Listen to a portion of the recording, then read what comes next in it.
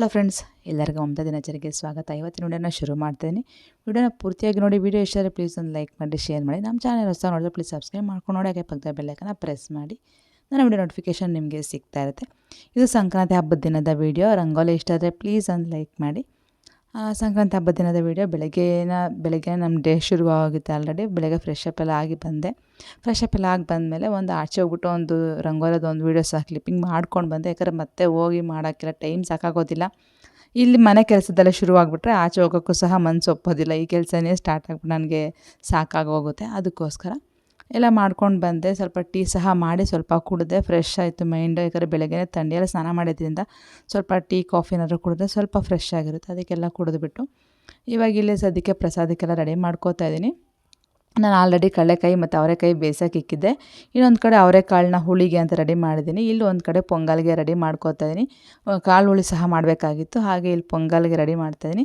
ಈ ಪಕ್ಕದಲ್ಲಿರೋದು ಬಂದುಬಿಟ್ಟು ಅವಲು ಮತ್ತು ಅವಲಕ್ಕಿ. ಅಂದರೆ ಅಯ್ಯಪ್ಪ ಸ್ವಾಮಿಗೆ ಮಾಲೆ ಹಾಕಿದ್ರಲ್ವ, ಆವಾಗ ಇರುಮುಡಿ ದಿನ ತಂದಿಕ್ಕೆ ನಾವು ಪೂಜೆ ಮಾಡಿರ್ತೀವಿ. ಅವಲಕ್ಕಿ ಅವಲು ಅದನ್ನು ಸ್ವಲ್ಪ ಉಳಿಸ್ಕೊಂಡು ಸ್ವಲ್ಪ ಆವಾಗ ಪ್ರಸಾದಕ್ಕೆ ಅಂತ ಮಾಡ್ಕೊಂಡಿರ್ತೀವಿ. ಸ್ವಲ್ಪನ ಸಂಕ್ರಾಂತಿ ಹಬ್ಬಕ್ಕೆ ಪ್ರಸಾದಕ್ಕೆ ಅಂತ ಇಟ್ಕೊಂಡಿರ್ತೀವಿ. ಇಲ್ಲಿ ಗೆಣಸು ಸಹ ಒಂದು ಕಡೆ ಬೇಯಿಸೋಕೆ ಇಕ್ಕಿದ್ದೀನಿ. ಸ್ವಲ್ಪ ಜಾಸ್ತಿನೇ ಇಕ್ಕಿದ್ದೀನಿ. ಯಾಕಂದರೆ ಅಂಗಡಿ ಹುಡುಗರೆಲ್ಲ ಬರ್ತಾರೆ ಪೊಂಗಲ್ಗೆ ಅಂತ ಹೇಳ್ಬಿಟ್ಟು. ಅವರು ಹಬ್ಬಕ್ಕೆಲ್ಲ ಊರಿಗೆ ಹೋಗೋಲ್ಲ, ಇಲ್ಲೇ ಇರ್ತಾರೆ. ಹಬ್ಬಕ್ಕೂ ನಾವು ಯಾವ ಹಬ್ಬ ಮಾಡ್ತೀವೋ ಆ ಹಬ್ಬಕ್ಕೆ ಕರೆದು ಊಟ ಆವಾಗಿಂದ ಅದು ರೂಢಿ ಆಗಿದೆ ಹಬ್ಬಕ್ಕೆ ಕರೆಯುವಂಥದ್ದು. ಅದಕ್ಕೆ ಸ್ವಲ್ಪ ಕ್ವಾಂಟಿಟಿ ಜಾಸ್ತಿನೇ ಇಟ್ಕೊಂಡಿದ್ದೀನಿ ಅಂತ ಹೇಳ್ಬೋದು. ಒಂದು ಕಡೆ ಗೆಣಸು ಬೇಯಕ್ಕೆ ಇಕ್ಕಿದ್ದೀನಿ. ಇನ್ನೊಂದು ಕಡೆ ಬೇಳೆ ಎಲ್ಲ ತೊಳೆದು ರೆಡಿ ಮಾಡಿ ಇಟ್ಕೊಂಡಿದ್ದೆ. ಅದನ್ನ ಪೊಂಗಲ್ಗೆ ಅಂತ ರೆಡಿ ಮಾಡಿಕೊಂಡೆ. ಒಂದೇ ಸರಿ ಸ್ವೀಟ್ ಪೊಂಗಲ್, ಖಾರ ಪೊಂಗಲ್ಗೂ ಬೇಯಿಸೋಣ ಅಂತ ಇಕ್ಬಿಟ್ಟು ಬಂದಿದ್ದೀನಿ. ಇಕ್ಬಿಟ್ಟು ಅದೆಲ್ಲ ಕುಕ್ಕರ್ ವಿಜಿಲ್ ಬರೋವರೆಗೂ ಮತ್ತು ಗೆಣಸು ಬೇಯೋವರೆಗೂ ನನಗೆ ಟೈಮ್ ಇತ್ತು. ಆ ಟೈಮ್ ಗ್ಯಾಪಲ್ಲಿ ಸ್ವಲ್ಪ ಮತ್ತು ಪೂಜಾ ರೂಮ್ ಕೆಲಸನ ಮುಗಿಸ್ಕೊಳ್ಳೋಣ ಅಂತ ಹೇಳ್ಬಿಟ್ಟು, ಎರಡೂ ಕೆಲಸ ಆಗಬೇಕಲ್ವ. ಇಲ್ಲಿ ಪೂಜೆಗೂ ರೆಡಿ ಆಗಬೇಕು, ಅಲ್ಲಿ ಅಡುಗೆ ಪ್ರಸಾದ ಎಲ್ಲ ರೆಡಿ ಆಗೋದ್ರಿಂದ ನನಗೆ ಸ್ವಲ್ಪ ಗಡಿಬಿಡಿ ಆಗಿರೋ, ಸ್ವಲ್ಪ ಟೆನ್ಷನಾಗೇ ಇಡ್ತೀನಿ ಬೆಳಗ್ಗೆ ಟೈಮು. ಹಬ್ಬ ಅಂದ್ರೇ ಹಾಗೆ ನನಗೆ ಸ್ವಲ್ಪ ತುಂಬಾ ಟೆನ್ಷನ್ ಆಗಿಬಿಡುತ್ತೆ. ಯಾಕಂದರೆ ಅಡುಗೆನೂ ಆಗಬೇಕು, ಪೂಜೆಗೂ ರೆಡಿ ಮಾಡಬೇಕು. ಎಲ್ಲ ಒಂಥರ ಮಲ್ಟಿ ಟಾಸ್ಕಿಂಗ್ ಥರ ಇರುತ್ತೆ. ಇಲ್ಲೊಂದು ಕೆಲಸ ಅಲ್ಲೊಂದು ಕೆಲಸ ಆ ರೀತಿಯಾಗಿ ಆಗಿಬಿಟ್ಟಿರುತ್ತೆ. ಅದೆಲ್ಲ ವಿಸಿಲ್ ಬಂದು ಅಥವಾ ಬೇಯೋ ಅಷ್ಟರಲ್ಲಿ ಇಲ್ಲಿ ಪೂಜಾ ರೂಮಲ್ಲಿ ಎಷ್ಟಾಗುತ್ತೋ ಅಷ್ಟು ರೆಡಿ ಮಾಡಿಕೊಂಡು ಹೋಗ್ಬಿಟ್ಟು ಮತ್ತೆ ಬೇರೆ ಎಲ್ಲ ಅಡುಗೆನ ರೆಡಿ ಮಾಡ್ಕೊಬೇಕು. ಅಡುಗೆಗಳು ಅಷ್ಟೇ 1:30 ಅಷ್ಟೊತ್ತಿಗೆ ಆಗಬೇಕು. ಪೂಜೆನೂ ಬೇಗ ಮಾಡಬೇಕು ಅಂತ ಅಂದ್ಕೊಂಡ್ವಿ. ಎಷ್ಟು ಬೇಗ ಮಾಡಬೇಕು ಅಂದ್ಕೊಂಡು 11:30 ಆಗೇ ಹೋಗುತ್ತೆ. ಯಾಕಂದರೆ ಸ್ವಲ್ಪ ಕ್ವಾಂಟಿಟಿನೂ ಜಾಸ್ತಿ ಮಾಡ್ತಾ ಇರ್ತೀವಲ್ಲ, ಆವಾಗ ಸ್ವಲ್ಪ ಟೈಮ್ ತೊಗೊಳುತ್ತೆ ಅದು ಬೇಯೋದಕ್ಕೂ ಆಗೋದಕ್ಕೂ ಎಲ್ಲನೂ. ಹಾಗಾಗಿ 11:30 ಆಗೋಯ್ತು ಅವತ್ತು ಪೂಜೆ ಆಗೋ ಅಷ್ಟರಲ್ಲಿ. ಅಂದರೆ ನಾವು ಪ್ರಸಾದ ಎಲ್ಲ ಮಾಡೋವರೆಗೂ ಪೂಜೆನೂ ಮಾಡಲಿಲ್ಲ. ಎಲ್ಲ ಪ್ರಸಾದ ಎಲ್ಲ ಮಾಡಿ ಒಂದೇ ಸರಿ ದೇವರಿಗೆ ಪ್ರಸಾದ ಇಕ್ಕಿದ್ಮೇಲೆ ನಾವು ಪೂಜೆನ ಮಾಡ್ಕೊಳ್ಳುವಂಥದ್ದು. ಹಾಗಾಗಿ ಸ್ವಲ್ಪ 11:30 ಆಗೋಯ್ತು ಪೂಜೆ ಆಗೋ ಅಷ್ಟರಲ್ಲಿ. ಇವಾಗ ಒಂದು ಕಡೆ ಅದಾಯಿತು. ಈ ಕಡೆ ಪೂಜೆಗೂ ಸಹ ಒಂದು ಕಡೆ ರೆಡಿ ಮಾಡ್ಕೋತೀನಿ. ಇವಾಗ ಇಲ್ಲಿ ಖಾರ ಪೊಂಗಲ್ ಮತ್ತು ಸ್ವೀಟ್ ಪೊಂಗಲ್ಗೆ ನಾನು ಮುಂಚೆನೇ ಹೇಳ್ದಂಗೆ ಒಂದೇ ಸರಿ ಬೇಯಿಸಿಕ್ಕೊಂಬಿಡ್ತೀನಿ. ಆ ಪೊಂಗಲ್ಗೂ ಅಷ್ಟೇ ಅಕ್ಕಿ ಸಹ ಇರುಮುಡಿದ ಅಕ್ಕಿ ತಂದಿರ್ತಾರೆ. ಆ ಅಕ್ಕಿನ ಸಹ ಸ್ವಲ್ಪ ಹಾಗೆ ಇಟ್ಕೊಂಡಿರ್ತೀನಿ. ಅದನ್ನು ಸಹ ಇಲ್ಲಿ ಉಪಯೋಗಿಸ್ಕೊಂಬಿಟ್ಟು ಒಂದೇ ಸರಿ ವಿಸಿಲ್ಗೆ ಇಟ್ಕೊಂಡ್ಬಿಡ್ತೀನಿ, ಎಷ್ಟು ಬೇಕೋ ಅಷ್ಟು ಅಂತ ಹೇಳ್ಬಿಟ್ಟು. ಇವಾಗ ಬಂದುಬಿಟ್ಟು ಖಾರ ಪೊಂಗಲು, ಸ್ವೀಟ್ ಪೊಂಗಲು ಮತ್ತು ಕಾಳುಳ್ಳಿ ಮತ್ತು ರೈಸು ಹಾಗೆ ವಡೆ ಮಾಡೋಣ ಅಂತ ಅಂದ್ಕೊಂಡ್ವಿ. ವಡೆಗೂ ಸಹ ಒಂದು ಕಡೆ ಕಡಲೆಬೇಳೆ ನೆನೆಸಿಕ್ಕಿದೆ, ಮಸಾಲ ವಡೆ ಮಾಡೋಣ ಅಂತ ಹೇಳ್ಬಿಟ್ಟು.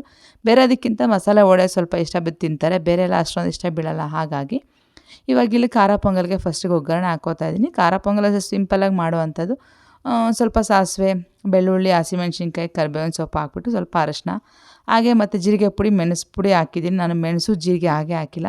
ಮೆಣಸು ಜೀರಿಗೆ ಹಾಗೆ ಹಾಕ್ಬಿಟ್ರೆ ನಮ್ಮ ಚಿರು ತಿನ್ನೋದಿಲ್ಲ, ಅವ್ನಿಗೆ ಬಾಯಿ ಸಿಗಬಾರ್ದು. ಜೀರಿಗೆ ಮಾತ್ರ ಅವ್ನಿಗೆ ಬಾಯಿ ಸಿಕ್ಕರೆ ಅವ್ನಿಗೆ ಆಗೋದಿಲ್ಲ. ಹಾಗೆ ಜೀರಿಗೆ ಪುಡಿ ಮತ್ತು ಮೆಣಸು ಪುಡಿನ ಹಾಕ್ಕೊಂಡಿದ್ದೀನಿ. ಹಾಕ್ಕೊಂಡು ಸ್ವಲ್ಪ ಕೆಟಲಲ್ಲಿ ಬಿಸಿನೀರು ಇಟ್ಕೊಂಡಿದ್ದೆ. ಆ ಬಿಸಿನೀರು ಹಾಕ್ಕೊಂಡು ಸ್ವಲ್ಪ ರುಚಿಗೆ ಎಷ್ಟು ಬೇಕೋ ಪೊಂಗಲ್ಗೆ ಅಷ್ಟು ಉಪ್ಪನ್ನ ಇವಾಗ ಹಾಕ್ಕೋತಾ ಇದ್ದೀನಿ. ಆವಾಗಲೇ ಅನ್ನ ಬೇಯಿಸುವಾಗೇನೋ ಹಾಕಲ್ಲ. ಯಾಕಂದರೆ ನಾನು ಅದೇ ಅನ್ನನ ಎರಡಕ್ಕೂ ಡಿವೈಡ್ ಮಾಡೋದ್ರಿಂದ ನಾನು ಆವಾಗ ಅಕ್ಕಿಗೆ ಉಪ್ಪೇನು ಹಾಕಿ ಬೇಯಿಸ್ಕೊಂಡಿಲ್ಲ. ಬರೀ ತೊಗರಿಬೇಳೆ, ಹೆಸರುಬೇಳೆ ಮತ್ತು ಅಕ್ಕಿ ಮಾತ್ರ ತೊಳೆದ್ಬಿಟ್ಟು ಅದನ್ನ ಬೇಯಿಸಿಟ್ಕೊಂಡಿದ್ದೆ. ಇವಾಗ ಖಾರ ಪೊಂಗಲ್ಗೆ ಒಂದು ಅರ್ಧ ತಕ್ಕೊತೀನಿ, ಇನ್ನೊಂದು ಅರ್ಧಕ್ಕೆ ಸ್ವೀಟ್ ಪೊಂಗಲ್ ಮಾಡುವಂಥದ್ದು. ಮತ್ತು ಹೇಗಿದ್ರು ಬೇರೆ ಅನ್ನ ಸಾಂಬಾರೆಲ್ಲ ಇರುತ್ತಲ್ವ, ಅದಕ್ಕೆ ಸಾಕು ಅಂತ ಹೇಳ್ಬಿಟ್ಟು. ಮೇಯ್ನ್ ಪೊಂಗಲ್ ಖಾಲಿ ಆಗೋದಿಲ್ಲ. ಒಂದೊಂದು ಸರಿ ತುಂಬ ಸರಿ ಹಂಗೆ ಉಳ್ದೋಗ್ತಾಯಿತ್ತು. ಅದಕ್ಕೆ ಈ ಸರಿ ಸ್ವಲ್ಪ ಕಡಿಮೆನೇ ಮಾಡಿದೆ ಹೇಳಬೇಕು ಅಂದರೆ ಆ್ಯಕ್ಚುಲಿ. ಯಾಕಂದರೆ ಅನ್ನ ಸಾಂಬಾರು ಮಾಡ್ತೀನಲ್ವ ಅಂತ ಹೇಳ್ಬಿಟ್ಟು. ಇವಾಗ ನೋಡ್ಬೋದು ಒಂದು ಕಡೆ ಖಾರ ಪೊಂಗಲ್ ಆಗಿದೆ, ಈ ಕಡೆ ಸ್ವೀಟ್ ಪೊಂಗಲ್ಗೆ ಅರ್ಧ ಇಟ್ಕೊಂಡಿದ್ದೀನಿ. ಈ ಅರ್ಧ ಸ್ವೀಟ್ ಪೊಂಗಲ್ಗೆ ಬೆಲ್ಲ ಎಷ್ಟು ಬೇಕು ಅಂದರೆ ಅಷ್ಟು ಬೆಲ್ಲನ ಸೇರಿಸ್ಕೊಂಡು ಸ್ವಲ್ಪ ಏಲಕ್ಕಿ ಪುಡಿ ಎಲ್ಲ ಸೇರಿಸ್ಕೊಂಡು ಮಿಕ್ಸ್ ಮಾಡ್ಕೋತೀನಿ. ಒಂದು ಕಡೆ ಅದು ಒಂದು ಕಡೆ ಇದು ಎರಡು ಒಂದು ಅಟ್ ಎ ಟೈಮ್ ಆಗಿಬಿಡುತ್ತೆ. ಸ್ವಲ್ಪ ಬೇಗನೆ ಟೈಮ್ ಮ್ಯಾನೇಜ್ ಮಾಡ್ಬೋದು ಅಂತ ಹೇಳ್ಬಿಟ್ಟು. ಯಾಕಂದರೆ ಮತ್ತೆ ಇದೆಲ್ಲ ಮಾಡಿ ಮುಗಿಸಿ ಮತ್ತೆ ಹೋಗಬೇಕು, ಮತ್ತೆ ಪೂಜೆಗೆ ರೆಡಿ ಮಾಡ್ಕೊಬೇಕು, ಮತ್ತೆ ಪೂಜೆ ಮಾಡಬೇಕು. ಮತ್ತು ಇನ್ನು ಬೇರೆ ಕೆಲಸ ಇದ್ದೇ ಇರುತ್ತಲ್ಲ ಮನೇಲಿ, ಅದೆತ್ತು ಇದು ಇಳಿಸು, ಇದು ಕ್ಲೀನ್ ಮಾಡು, ಅದು ಕ್ಲೀನ್ ಮಾಡು ಅಂತ. ಯಾವ್ದು ಮಾಡ್ತಾಯಿದ್ರು ಕೆಲಸ ಮುಗಿಯೋದೇ ಇಲ್ಲ. ಯಾಕಂದರೆ ಒಬ್ಬರೇ ಮಾಡೋದ್ರಿಂದ ಎಲ್ಲ ಕೆಲಸನೂ ಸ್ವಲ್ಪ ಟೆನ್ಷನಾಗೇ ಇರುತ್ತೆ. ಯಾವುದೊಂದು ಕೆಲಸ ಮುಗ್ದಿಲ್ಲ ಅಂದ್ರೂ ಪೂಜೆ ಮಾಡೋಕ್ಕೂ ಮನಸ್ಸು ಒಪ್ಪೋದಿಲ್ಲ, ಆ ರೀತಿಯಾಗಿ ಆಗಿಬಿಡುತ್ತಲ್ವ. ಹಾಗಾಗಿ ಎಲ್ಲ ಕೆಲಸ ಮುಗಿಸ್ಬೇಕಾಗಿದ್ದರಿಂದ ಸ್ವಲ್ಪ ಟೆನ್ಷನಲ್ಲಿ ಬೇಗ ಬೇಗ ಅರ್ಜೆಂಟಲ್ಲೇ ಮಾಡ್ತಾ ಇರ್ತೀನಿ. ಇವಾಗ ಇದೇ ಸ್ವೀಟ್ ಪೊಂಗಲ್ಗೆ ಅವಲಕ್ಕಿ ಮತ್ತು ಅವಲನ್ನ ಇಟ್ಕೊಂಡಿದ್ದೆ, ಅದನ್ನು ಇಲ್ಲೇ ಸೇರಿಸ್ಕೋತೀನಿ. ಖಾರ ಪೊಂಗಲ್ಗೆ ಅವಲಕ್ಕಿ ಅವಲೆಲ್ಲ ಹಾಕೋಕ್ಕೆ ಹೋಗಲಿಲ್ಲ, ಬರೀ ಅಕ್ಕಿ ಹಾಕ್ಕೊಂಡಿದ್ದೆ ಅಷ್ಟೇ.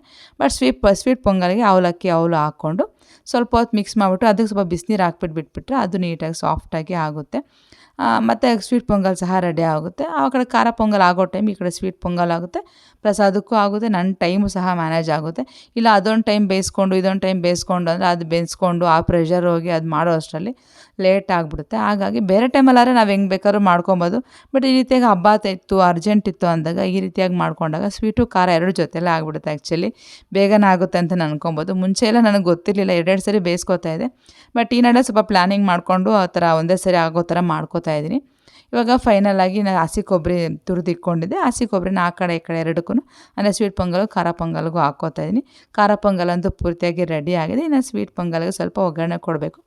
ಈ ತುಪ್ಪನೂ ಅಷ್ಟೇ ಇಡುಮುಡಿಯಾಗಿ ತಂದಿರ್ತಾರಲ್ಲ ಅದೇ ತುಪ್ಪನ ಇಲ್ಲಿ ಉಪಯೋಗಿಸ್ತಾ ಇರುವಂಥದ್ದು. ತುಪ್ಪದ ಕಾಯಿ ಎಲ್ಲ ಕೊಟ್ಟಿರ್ತಾರಲ್ಲ ಅದೇ ತುಪ್ಪ ಇರುತ್ತೆ.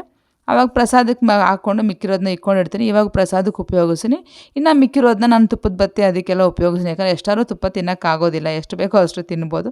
ತುಂಬ ತುಪ್ಪ ಹಾಕ್ಬಿಟ್ರೆ ಹೆವಿ ಆಗಿಬಿಡುತ್ತೆ. ಮನೇಲಿ ನಾವು ಸ್ವೀಟ್ ಮಾಡೋದು ಕಡಿಮೆನೇ, ತುಂಬ ಸ್ವೀಟ್ಸು ಮಾಡೋದಿಲ್ಲ. ಹಾಗಾಗಿ ನಾನು ತುಪ್ಪದ ದೀಪಕ್ಕೆ ಆ ರೀತಿಯಾಗಿ ಉಪಯೋಗಿಸ್ಕೊಂಡ್ಬಿಡ್ತೀನಿ. ಅಂದರೆ ಮನೆಯಲ್ಲಿ ಬತ್ತಿ ದೀಪ ಅಂಟಿಸ್ತೀನಲ್ವ ಅದಕ್ಕೆ ಅಂತ ಉಪಯೋಗಿಸ್ಕೊಂಡ್ಬಿಡ್ತೀನಿ. ಇವಾಗ ಇಲ್ಲಿ ಗೋಡಂಬಿ ಮತ್ತು ದ್ರಾಕ್ಷಿನ ಸಹ ಹುರ್ಕೊತಾ ಇದ್ದೀನಿ ಅದೇ ತುಪ್ಪದಲ್ಲೇ. ಏನು ಬೇಕಾದ್ರೂ ಡ್ರೈ ಫ್ರೂಟ್ಸ್ ಹಾಕ್ಕೊಬೋದು, ಬಟ್ ನಂಗೆ ಬೇರೇನೂ ಕಟ್ ಮಾಡಿ ಹಾಕೋಷ್ಟು ಟೈಮು ಇಲ್ಲ, ಪೇಷನ್ಸು ಇಲ್ಲ.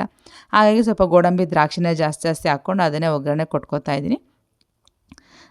ಹಾಕ್ಕೊಂಡು ಇದೆಲ್ಲ ಮಿಕ್ಸ್ ಮಾಡ್ಕೊಂಡಾಗ ಸ್ವೀಟ್ ಪೊಂಗಲ್ ರೆಡಿ ಆಯಿತು, ಖಾರ ಪೊಂಗಲ್ ರೆಡಿ ಆಯಿತು. ಇನ್ನು ಅಡುಗೆಗಳೆಲ್ಲ ಮ್ಯಾಕ್ಸಿಮಮ್ ರೆಡಿ ಆದಂಗೆ.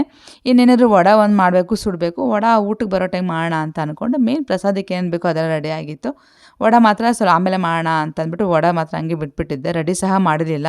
ಮತ್ತು ಒಂದೇ ಸರಿ ಹೋಗಿ ರೆಡಿ ಮಾಡ್ಕೊಂಡು ವಡೆ ಸುಡೋಣ ಅಂದ್ಬಿಟ್ಟು ಹಂಗೆ ಬಿಟ್ಬಿಟ್ಟು ಇಲ್ಲಿ ಪೂಜೆಗೆ ರೆಡಿ ಮಾಡ್ಕೋತಾ ಇದ್ದೀನಿ.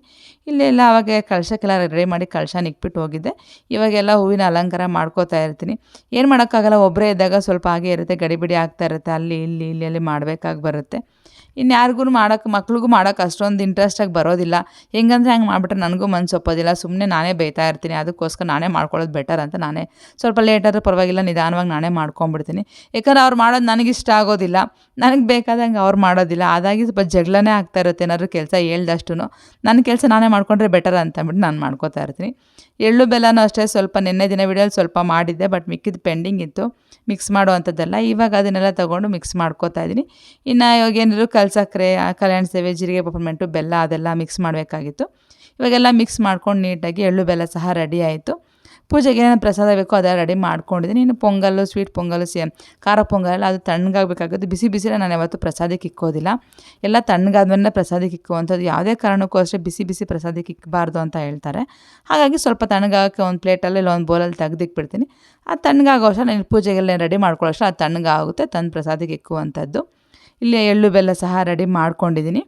ಇನ್ನೇನಿದ್ರು ಪೂಜೆ ಮಾಡುವಂಥದ್ದು. ಒಂಥರ ಸಂಕ್ರಾಂತಿ ಹಬ್ಬ ಅಂದರೆ ಒಂಥರ ಸಂಭ್ರಮ. ನಿಜವಾಗ್ಲೂ ಹೇಳಬೇಕು ಅಂದರೆ ನಾವು ಫಸ್ಟಿಗೆಲ್ಲನೂ ಅಂದರೆ ಊರಲ್ಲಿ ಇರಬೇಕಾದ್ರೆಲ್ಲ ಅಮ್ಮ ಮನೇಲಿ ಮದುವೆಗೆ ಮುಂಚೆ ಆ ಬೀದಿಯಲ್ಲಿ ಫುಲ್ಲು ಒಂದು ಹೆಣ್ಮಕ್ಳು ಅಂದರೆ ನಮ್ಮ ಗ್ಯಾಂಗ್ ತುಂಬ ಜನ ಇತ್ತು. ಇವಾಗ ಸ್ವಲ್ಪ ಗ್ಯಾಂಗ್ ಕಡಿಮೆ ಆಗಿದೆ. ನಮ್ಮ ಗ್ಯಾಂಗ್ ತುಂಬ ಜನ ಇದ್ವಿ. ಬೀದಿ ಫುಲ್ ಹೆಣ್ಮಕ್ಳಿದ್ವಿ. ಎಲ್ಲ ಮನೆ ಮುಂದೆ ರಂಗೋಲಿ ಹಾಕೋದಿರ್ಬೋದು, ಒಬ್ಬರ ಮೇಲೆ ಒಬ್ರು ಕಾಂಪಿಟೇಷನ್ಗೆ ರಂಗೋಲಿಗಳಾಗ್ತಾಯಿದ್ವಿ. ಆ್ಯಕ್ಚುಲಿ ಒಬ್ರಿಗಿಂತ ಒಬ್ರು ಚೆನ್ನಾಗಿ ಹಾಕಬೇಕು ಅಂದ್ಬಿಟ್ಟು. ಮತ್ತು ಬೆಳಗ್ಗೆ ಆಗೋಷ್ಟೆಲ್ಲ ರೆಡಿ ಆಗ್ತಾಯಿದ್ವಿ. ಅವಾಗ ಹಸುನೂ ಅಷ್ಟೇ ಮನೆ ಹತ್ರನೇ ಇತ್ತು. ಹಸುಗೂ ಸಹ ಮನೆ ಹತ್ರನೇ ಪೂಜೆ ಮಾಡಿ ಪ್ರಸಾದ ಎಲ್ಲ ಕೊಡ್ತಾಯಿದ್ವಿ. ಬಟ್ ಇವಾಗ ಹಸು ಎಲ್ಲ ಪೂಜೆ ಮಾಡೋಕ್ಕೆಲ್ಲ ಆಗೋದಿಲ್ಲ. ಕೆಲವೊಬ್ರು ಮಾಡಿಸ್ತಾರೆ, ಕೆಲವೊಬ್ರು ಮಾಡಿಸೋದಿಲ್ಲ. ಹಾಗಾಗಿ ಇಲ್ಲಿ ನಾನು ಎಡೆ ಇಟ್ಕೊಂಡ್ರೆ ಅಂದರೆ ಪ್ರಸಾದಕ್ಕೆ ಇಕ್ಕಿರ್ತೀನಲ್ವ 2 ಎಲೆನ, ಒಂದು ಎಲೆನ ಮನೆಯವರೆಲ್ಲ ಸೇರಿಸಿ ತೊಗೋತೀವಿ, ಇನ್ನೊಂದು ಎಲೆನ ನಮ್ಮ ಮನೆಯವ್ರು ತೊಗೊಂಡೋಗ್ಬಿಟ್ಟು ಹಸುಗೆ ಕೊಟ್ಬಿಡ್ತಾರೆ. ಇಲ್ಲ ಮನೆ ಹತ್ರ ಬಂದರೆ ಮನೆ ಹತ್ರನೇ ಕೊಟ್ಬಿಡ್ತೀವಿ. ಇಲ್ಲ ಬಂದಿಲ್ಲ ಅಂದರೆ ನಮ್ಮ ಮನೆಯವ್ರು ತೊಗೊಂಡೋಗಿ ಅಂಗಡಿ ಹತ್ರ ಹೋಗ್ತೀವಲ್ವ ಅಲ್ಲೆಲ್ಲ ಹಸು ಇದೆ. ಹಳ್ಳಿ ಅದು ಒಂದು ಸ್ವಲ್ಪ ಹಳ್ಳಿ ಥರ ಇದೆ, ಇವಾಗ ಇಂಪ್ರೂವ್ಮೆಂಟ್ ಆಗ್ತಾ ಇರುವಂಥದ್ದು. ಅಲ್ಲೆಲ್ಲ ಹಸುನ ಸಾಕ್ಕೊಂಡಿರ್ತಾರೆ, ಅಲ್ಲಿ ಕೊಟ್ಬಿಡ್ತಾರೆ. ಹಾಗಾಗಿ ನಾನು 2 ಎಲೆಗೆ ಹಾಕಿ ಪ್ರಸಾದ ಮಾಡಿ ಇಕ್ಕಿರ್ತೀನಿ. ನಾವು ಒಂದೆಲೆ ನಾವು ತೊಗೊತೀವಿ, ಒಂದು ಎಲೆನ ಹಸು ಕೊಡುವಂಥದ್ದು. ಆವಾಗಿಂದ ನಾನು ಇದೇ ರೀತಿಯಾಗಿ ಒಂದೊಂದು ಮನೇಲಿ ಒಂದೊಂದು ರೀತಿಯಾಗಿ ಮಾಡ್ತಾರೆ. ಇದೇ ರೀತಿಯಾಗಿ ನಾವು ಮಾಡ್ಕೊಂಡು ಬಂದಿರುವಂಥದ್ದು. ನಾವೇನೇನು ಪ್ರಸಾದ ಮಾಡಿದ್ದೀವಿ ಅದನ್ನೆಲ್ಲ ಅಂದರೆ ಪೊಂಗಲ್ ಇರ್ಬೋದು, ಬಾಳಿದು ಏನಪ್ಪ ಕಬ್ಬು ಮತ್ತು ಗೆಣಸು, ಕಡಲೆಕಾಯಿ, ಅವರೆಕಾಯಿ, ಎಳ್ಳು, ಬೆಲ್ಲ ಪ್ರತಿಯೊಂದನ್ನು ಒಂದೊಂದು ಎಲೆಯಲ್ಲಿ ಹಾಕಿ 2 ಎಲೆಗೆ ಮಾಡಿ ಇಕ್ಕಿರ್ತೀವಿ. ಒಂದೊಂದು ಎಲೆ ನಾವು ತೊಗೊಂಡು ಒಂದು ಎಲೆ ದೇವ್ರಿಗೆ ಕೊಡುವ ರೀತಿಯಾಗಿ ಮಾಡೋದು. ನಮ್ಮ ಮನೆಯವ್ರು ತೊಗೊಂಡೋಗಿ ಕೊಟ್ಬಿಡ್ತಾರೆ. ಯಾಕಂದ್ರೆ ನಾನಂತೂ ಹೋಗೋದಿಲ್ಲ, ಮನೆ ಹತ್ರ ಬಂದರೆ ಕೊಡ್ತೀವಿ. ಬಟ್ ನಮ್ಗೆ ಅಷ್ಟು ಕೊಟ್ಟು ರೂಢಿನೂ ಇಲ್ಲ. ಯಾರಾದ್ರು ಒಬ್ರು ಇದ್ದರೆ ಕೊಡ್ಬೋದು, ನಾವೇ ಕೊಡಬೇಕು ನನಗೂ ಭಯನೇ. ನನಗೆ ಅಷ್ಟೊಂದು ಇದಿಲ್ಲ, ಯಾರೋ ಒಬ್ರು ಇದ್ದರೆ ಕೊಡ್ತೀನಿ. ಹಾಗಾಗಿ ನಮ್ಮ ಮನೆಯವ್ರು ತೊಗೊಂಡೋಗಿ ಕೊಟ್ಬಿಡ್ತಾರೆ. ಎಲ್ಲಿ ಸಿಕ್ಕಿದ್ರೆ ಅಲ್ಲಿ ಕೊಡ್ತೀನಿ ಕೊಡು ಅಂತ ಎತ್ಕೊಂಡೋಗಿ ಕೊಡ್ತಾರೆ. ಇವಾಗ ಫೈನಲಾಗಿ ಪೂಜೆ ಮಾಡ್ಕೋತಾ ಇರ್ತೀನಿ. ಮನೆ ಒಳಗೆಲ್ಲ ದೀಪ ಬೆಳಗಿದ್ದಾಯಿತು. ಇವಾಗ ಮನೆ ಹೊರಗಡೆ, ಮನೆ ಮುಂದೆ ನಾನು ಅಷ್ಟು ಚಿಕ್ಕದಾಗಿರುವಂಥ ರಂಗೋಲಿ ಹಾಕಿದ್ದೆ. ತುಂಬಾ ಚೆನ್ನಾಗಿ ಕಾಣಿಸ್ತಾ ಇತ್ತು ಹೊಸ್ಲು ಮುಂದೆ. ತುಂಬ ದೊಡ್ಡದಾಗಿ ಹಾಕೋಕ್ಕಾಗೋದಿಲ್ಲ, ಯಾಕಂದ್ರೆ ದೊಡ್ಡದಾಗಿ ಹಾಕ್ಬಿಟ್ರೆ ಓಡಾಡೋಕ್ಕಾಗೋದಿಲ್ಲ. ಅದನ್ನು ತುಳ್ಕೊಂಡು ಹೋಗಿ ಆಚೆ ಒಳಗಡೆ ಎಲ್ಲ ಗಲೀಜು ಮಾಡಿಬಿಡ್ತಾರೆ ಅಂದ್ಬಿಟ್ಟು ನಾನು ಚಿಕ್ಕದಾಗೆ ರಂಗೋಲಿ ಹಾಕಿದೆ ಮನೆ ಮುಂದೆ. ಹೇಗಿದ್ರೂ ತುಳಿದ್ಬಿಡ್ತಾರೆ ಅವ್ರು, ನನಗೆ ಗೊತ್ತು ಅದು. ಯಾಕಂದ್ರೆ ನಮ್ಮ ಮನೇಲಿ ಎಲ್ಲ ಅದೇ ಮಾಡೋದು, ಬೇಕು ಅಂತ ತುಳಿದ್ಬಿಡ್ತಾರೆ. ಒಂದೊಂದು ಸರಿ ಕಾಣಿಸಲ್ಲ ಅಂದ್ಬಿಡ್ತಾರೆ, ಮತ್ತು ನೀನು ಇಷ್ಟು ದೊಡ್ಡದು ಹಾಕ್ತೀಯಾ ಅಂತ ಹೇಳ್ತಾರೆ. ಅದಕ್ಕೆ ನಾನು ಆದಷ್ಟು ಚಿಕ್ಕದಾಗಿ ಹಾಕ್ಕೊಂಡಿದ್ದೆ. ಒಂದು ಸೈಡ್ಗೆ ಇರಲಿ ಅಂದ್ಬಿಟ್ಟು ಒಂದು ಸೈಡ್ಗೆ ಜಾಗ ಬಿಟ್ಟು ಹಾಕಿದ್ದೆ. ಒಂಥರ ಚೆನ್ನಾಗಿ ಕಾಣಿಸ್ತಾ ಇತ್ತು. ರಂಗೋಲಿ ಸಹ ತುಂಬ ಚೆನ್ನಾಗಿತ್ತು. ರಂಗೋಲಿಗಳ ವಿಷಯ ಹೇಳ್ತಾ ಇದ್ದೆ. ಆ್ಯಕ್ಚುಲಿ ತುಂಬಾ ನಾವು ಕಾಂಪಿಟೇಷನಲ್ಲಿ ರಂಗೋಲಿಗಳು ಹಾಕ್ತಾಯಿದ್ವಿ.